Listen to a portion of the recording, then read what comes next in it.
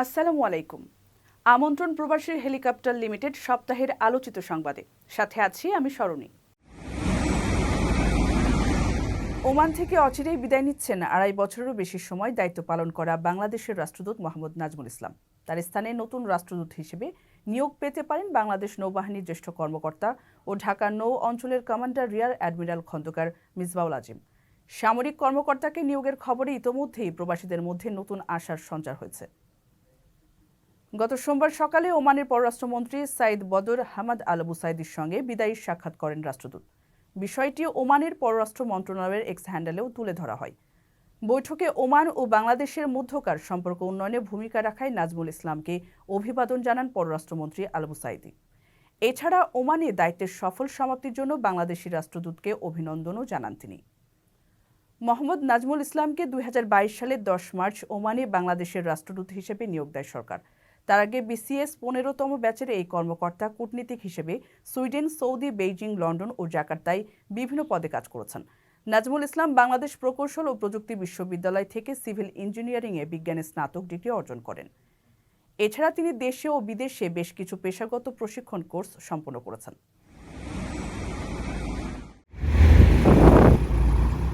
ওমানে প্রবাসী সহ ১৭৪ জন কারাবন্দীর সাধারণ ক্ষমা ঘোষণা করেছেন সুলতান হাইথাম বিন তারিক। ৫৪তম জাতীয় দিবস উপলক্ষে তাদের মুক্তি দেওয়া হচ্ছে। রয়্যাল ওমান পুলিশ জানিয়েছে, ওমান সুলতান স্থানীয়দের সাথে প্রবাসীদেরও মুক্তি ঘোষণা করেছেন। তবে প্রবাসীরা সংখ্যায় কতজন তা নির্দিষ্ট করে জানানো হয়নি। প্রতি বছর ২ ঈদ, ওমানের জাতীয় দিবস এবং দেশটির বিশেষ বিশেষ দিন উপলক্ষে জেলবন্দীদের মুক্তি দেন সুলতান। প্রয়াত সুলতান কাবুস বিন সাইদের শাসনামল থেকেই এই রেওয়াজ চলে আসছে। বর্তমান সুলতান হাইথাম বিন তারিকও সেই ধারাবাহিকতা অব্যাহত রেখেছেন। এদিকে ওমানের জাতীয় দিবস উপলক্ষে আগামী ২০ ও ২১ নভেম্বর অর্থাৎ বুধ ও বৃহস্পতিবার দেশটিতে সরকারি ছুটি ঘোষণা করা হয়েছে। এই দিনগুলোয় দূতাবাসের কার্যক্রম বন্ধ থাকবে। গেল সপ্তাহের উপমিশন প্রধান মৌসুমী রহমান স্বাক্ষরিত এক বিজ্ঞপ্তিতে জানানো হয়, ওমানের জাতীয় দিবস উপলক্ষে ঘোষিত ছুটির দিনে দূতাবাসের দাপ্তরিক কার্যক্রম বন্ধ থাকবে।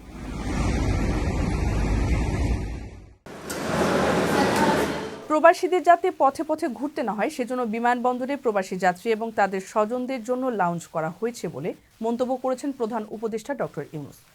গত বৃহস্পতিবার আজারবাইজান থেকে দেশে ফিরে প্রবাসী ও তাদের স্বজনদের জন্য একটি ওয়েটিং লাউঞ্জ উদ্বোধন করেন অন্তর্বর্তী সরকারের প্রধান উপদেষ্টা। ডক্টর ইউনূস বলেন, লাউঞ্জটা প্রবাসীদের জন্য ডেডিকেটেড, যাতে তাদের পথে পথে ঘুরতে না হয়। বিদেশ যাওয়া এবং ফেরার সময় যেন তারা এটি আরামে ব্যবহার করতে পারেন। ওয়েটিং লাউঞ্জকে কিভাবে আরও আরামদায়ক ও স্বস্তিদায়ক করা যায় সেই মতামত ও পরামর্শ দেওয়ার আহ্বান জানিয়ে তিনি বলেন, প্রবাসী স্বজনদের জন্য এই লাউঞ্জ উদ্বোধন করতে পেরে আমরা খুবই আনন্দিত। এরপর প্রধান উপদেষ্টা ওয়েটিং লাউঞ্জে উপস্থিত প্রবাসীর স্বজনদের সঙ্গে কথা বলেন। বিমানবন্দরের মাল্টিলেভেল কার পার্কিং এলাকার ২য় তলায় এই প্রশস্ত ও আরামদায়ক ওয়েটিং লাউঞ্জের ব্যবস্থা করা হয়েছে। এছাড়া নতুন লাউঞ্জটিতে নির্ধারিত অপেক্ষমান কক্ষ, বেবি কেয়ার কক্ষ, নারী পুরুষের জন্য নামাজের স্থান এবং সুলভ মূল্যের ক্যাফেটেরিয়ার ব্যবস্থা করা হয়েছে। এই উদ্যোগটি সব প্রবাসী নাগরিক ও তাদের পরিবারের সদস্যদের জন্য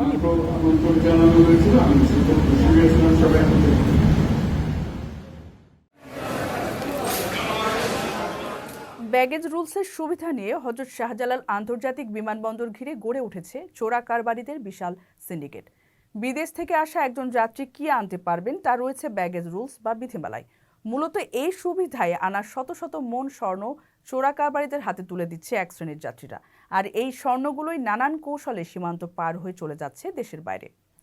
বিমানবন্দর কাস্টমস কর্তৃপক্ষ এরকম যাত্রীদের শনাক্ত করতে কাজ শুরু করেছে।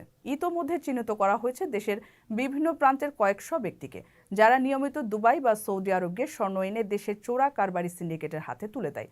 আর এদের ব্যাপারেই পদক্ষেপ নিতে যাচ্ছে সংস্থাটি। একটি গণমাধ্যমকে জাতীয় রাজস্ব বোর্ডের চেয়ারম্যান বলেন, বিমানবন্দরে কাস্টমসের কাজ অটোমেটেড সিস্টেমে করার ব্যবস্থা নেওয়া হচ্ছে। ইতোমধ্যে কিছু সম্পন্ন হয়েছে। পুরোপুরি সম্পন্ন হলে এক যাত্রীকে একবার, দুইবার, সর্বোচ্চ ৩ বার দেখা হবে।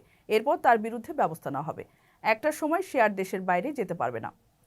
বাংলা ট্রিবিউন নামের ওই গণমাধ্যমের দাবি, ব্যাগেজ রুলসের আড়ালে শাহজালাল কেন্দ্রিক চোরা কারবারিদের বিশাল সিন্ডিকেট গড়ে উঠেছে, যে চক্রের মাধ্যমে ২০ ব্যক্তির তালিকাও তারা পেয়েছেন। চোরা কারবারিরা বিভিন্ন লোকদের পাসপোর্ট ভিসা বানিয়ে দিয়ে স্বর্ণ আনা নেওয়া করছে, কিন্তু তারা থেকে যাচ্ছে আড়ালে।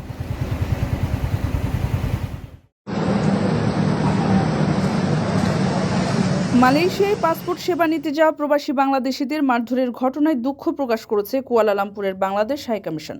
বুধবার হাইকমিশন থেকে দেওয়া এক বিবৃতিতে ওই ঘটনায় দায়ীদের বিরুদ্ধে ব্যবস্থা গ্রহণের কথাও বলা হয়। বিবৃতিতে বলা হয়, পাসপোর্ট আবেদন জমা দিতে এসে নিরাপত্তা প্রহরীর দ্বারা সেবা প্রার্থী প্রবাসীদের ওপর বল প্রয়োগের ঘটনা বাংলাদেশ হাইকমিশনের দৃষ্টিগোচর হয়েছে। হাইকমিশন বিষয়টি খতিয়ে দেখছে এবং দায়ী ব্যক্তিদের বিরুদ্ধে যথাযথ ব্যবস্থা গ্রহণ করছে। এই অনাকাঙ্ক্ষিত ঘটনার জন্য বাংলাদেশ হাইকমিশন কুয়ালালামপুর, মালয়েশিয়া আন্তরিকভাবে দুঃখ প্রকাশ করছে। সেবা প্রদানের বিষয়টি অগ্রাধিকার দিয়ে হাইকমিশন প্রবাসীদের সর্বোচ্চ সেবা প্রদানে সচেষ্ট রয়েছে বলে বিবৃতিতে উল্লেখ করা হয়। বিবৃতিতে আরও উল্লেখ করা হয়, অনিবার্য কারণে এমআরপি প্রিন্টিং সাময়িকভাবে বন্ধ থাকায় পাসপোর্ট সেবা গ্রহণের জন্য প্রতিদিন হাজার হাজার সেবা প্রত্যাশী অ্যাপয়েন্টমেন্ট ছাড়া ইএসকেএল অফিসে ভিড় জমাচ্ছেন। ধারণ ক্ষমতার বাইরে সেবা প্রত্যাশীদের উপস্থিতির কারণে সেবা প্রদান সহ অন্যান্য স্বাভাবিক কার্যক্রম চরমভাবে বিঘ্নিত হচ্ছে। এর আগে সেবা প্রত্যাশীদের নিয়ন্ত্রণে সম্প্রতি স্থানীয় নিরাপত্তা কর্মীর মারধরের শিকার হন সেবা নিতে যাওয়া বাংলাদেশিরা। এমন একটি ভিডিও সামাজিক যোগাযোগ মাধ্যমে ছড়িয়ে পড়লেই প্রবাসীদের ক্ষোভের মুখে পড়ে ইএসকেএল ও বাংলাদেশ হাইকমিশন।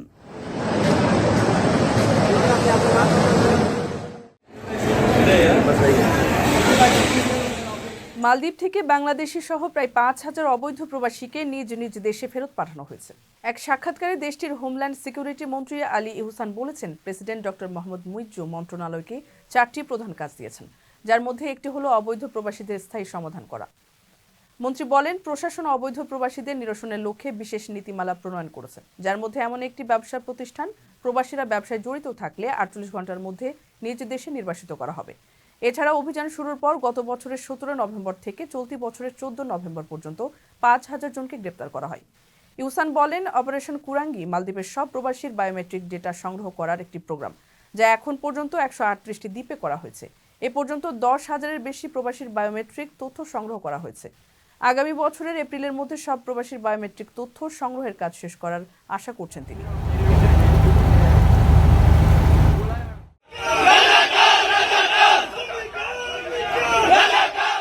বাংলাদেশের কোটা সংস্কার আন্দোলনের প্রতি সংহতি জানিয়ে গত জুলাইয়ে আমিরাতে বিক্ষোভ করায় আটক হন বহু প্রবাসী। তাদের মধ্যে 114 জন সাধারণ ক্ষমা পেয়ে দেশে ফিরলেও দেশটির কারাগারে এখনও আটকা আছেন অর্ধশতাধিক প্রবাসী। ধীরগতির কূটনৈতিক তৎপরতায় তাদের মুক্তির বিষয়ে আশার আলো দেখছেন না বলে একটি গণমাধ্যমের প্রতিবেদনে অভিযোগ তুলেছেন প্রবাসীরা। আন্দোলনকে সমর্থন জানিয়ে সামাজিক মাধ্যমে লেখালেখির কারণে সংযুক্ত আরব আমিরাতে প্রায় 2 মাস কারাবন্দী ছিলেন হাফেজ মোহাম্মদ। গেল মাসে দেশে ফেরা এই প্রবাসী এখনও প্রেস ক্লাব সহ সচিবালয়ের দ্বারে দ্বারে ঘুরছেন আমিরাতের জেলে আটক অর্ধশতাধিক প্রবাসীকে দেশে ফিরিয়ে আনার দাবিতে। এদিকে খালেদ সাইফুল্লাহ নামে আটক এক প্রবাসীর স্ত্রীর আবেদনের প্রেক্ষিতে তাকে মুক্ত করতে উদ্যোগী হয়েছে বাংলাদেশ। প্রবাসী কল্যাণ মন্ত্রণালয়ের পক্ষ থেকে আবুধাবির বাংলাদেশ দূতাবাসে গত 28 অক্টোবর খালেদ সাইফুল্লাহর মুক্তির ব্যবস্থা করতে একটি চিঠি পাঠানো হয়েছে। ধারণা করা হচ্ছে আমিরাতের জেলে এখনও আটক আছেন 70 জনের বেশি প্রবাসী বাংলাদেশি। আমিরাতের নির্দিষ্ট আইন কানুন মেনে কূটনৈতিক প্রচেষ্টা চালিয়ে যাওয়া হচ্ছে বলে জানিয়েছে আবুধাবির বাংলাদেশ দূতাবাস।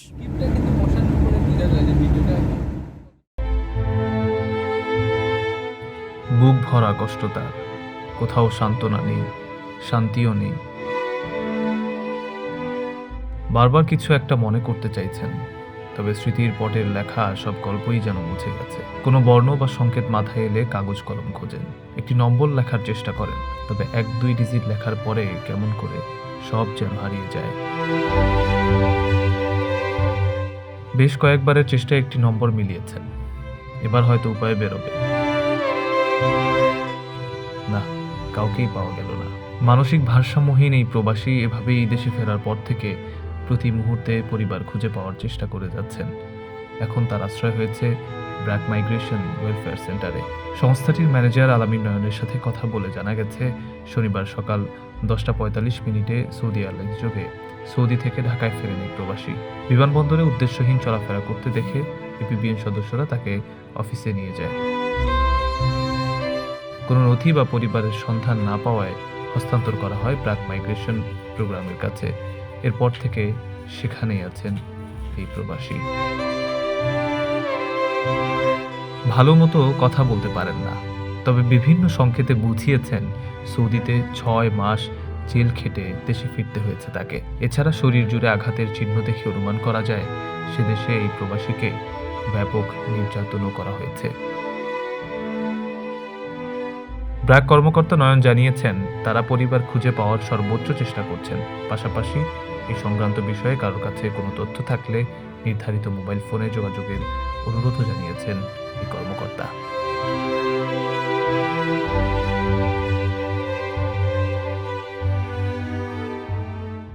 দর্শক দেখছিলেন প্রবাসী হেলিকপ্টার লিমিটেড সপ্তাহের আলোচিত সংবাদ। এতক্ষণ সঙ্গে থাকার জন্য ধন্যবাদ। কারো কাছে স্বপ্ন পূরণ, কারো আনন্দের উপলক্ষ, আবার কারো জীবন পাল্টে দেওয়ার মুহূর্ত, কখনো জীবন বাঁচাতে সর্বোচ্চ গতিতে উড়ে চলা, কারো আবেগের শেষ মুহূর্ত, আপনজনের শেষ বিদায়ে সামিল হওয়া। এমন সব ইচ্ছে পূরণে সর্বনিম্ন ভাড়ায় দ্রুতগতির বাহন প্রবাসীর হেলিকপ্টার। আপনার প্রয়োজনে যোগাযোগ করুন আমাদের হটলাইনে।